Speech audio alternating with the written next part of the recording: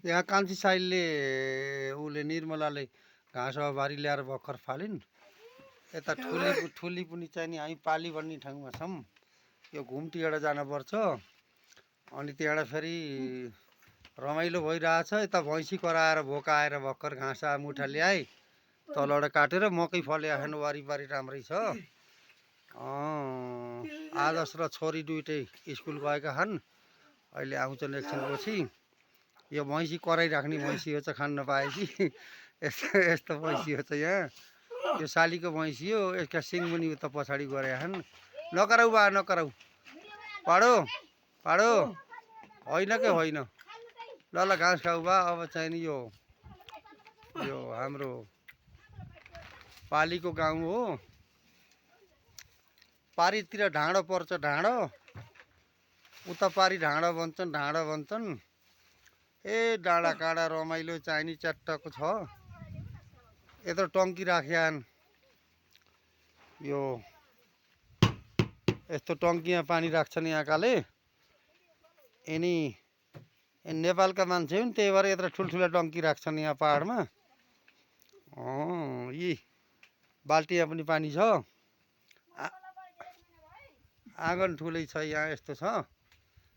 त्यहाँ यो अर्को डडाम पनि छ। त्यो एउटा करेलो के फलेको छ यहाँ। तोराए फलेको छ। ठुलीले र उसले कान्छीले भर्खर घाँस लिएर आए। त्यहाँ दाउरा पनि थुप्रै राखेका छन् त्यहाँ। अनि पितम्बर यहाँ ऊ बस्नु भएको छ। अब पितम्बरको त के टेन्सन भयो र, उहाँको त काठमाडौँमा 3टा घर छन्, किरायमा दिनुभएको छ। बुटोलमा घडेरी छन् 8वटा। यो पितम्बर साहु हुनुहुन्छ। अब भर्खर मलेसिया गएर आउनुभएको 10 वर्ष बसेर। ठुलो कार किन्नुभएको छ यहाँले, ड्राइभर राख्नुभएको छ।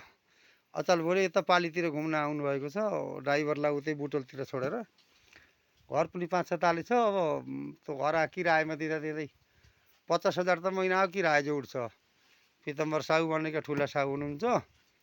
के छ त नि साहुजी? पितम्बर साहुकी मम्मी उतापट्टि चाहिँ ती उहाँ ती त्यस्तो छ। सुन्तला फलेका छन् यहाँ टडक्कसित। यहाँ सानीमा कहाँ आएको, कान्छी सानीमा कहाँ।